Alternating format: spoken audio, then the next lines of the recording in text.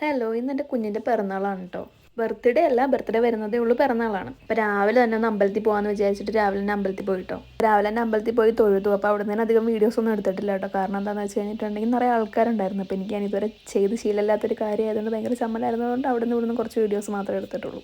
എപ്പോൾ പുറത്ത് പോകുമ്പോഴും ഒരു വീഡിയോ എടുക്കണമെന്ന് എപ്പോഴും വിചാരിക്കാറുണ്ട്, മിനി വ്ളോഗ് പോലെ. പക്ഷേ എനിക്ക് ആൾക്കാരെ കാണുമ്പോൾ ഭയങ്കര ചമ്മലാണ്. അതുകൊണ്ട് ഞാൻ അങ്ങനെ വീഡിയോസ് ഒന്നും എടുക്കാറേ ഇല്ല കേട്ടോ. പക്ഷേ ഇന്ന് എന്താ എടുക്കാമെന്ന് വിചാരിച്ചതെന്ന് വെച്ചാൽ ഫസ്റ്റ് പിറന്നാളാണല്ലോ, അപ്പോൾ നമുക്കൊരു മെമ്മറി പോലെ ഇത് കിടക്കട്ടെ എന്ന് വിചാരിച്ച് അങ്ങനെ എടുത്താണ്. അപ്പോൾ അമ്പലത്തിൽ നിന്ന് വേഗം തന്നെ തൊഴുതിറങ്ങിയത് അമ്പലത്തിൻ്റെ ഫ്രണ്ടിലുള്ളൊരു പാലമാണ് കേട്ടോ ഇത്. അപ്പോൾ ഇവിടെ വന്നിട്ട് ഞങ്ങൾ കുറച്ച് ഫോട്ടോസും കാര്യങ്ങളൊക്കെ എടുത്തു. ആൻഡ് ഈ ഒരു റിവറാണ് കേട്ടോ മുതിരപ്പുഴ.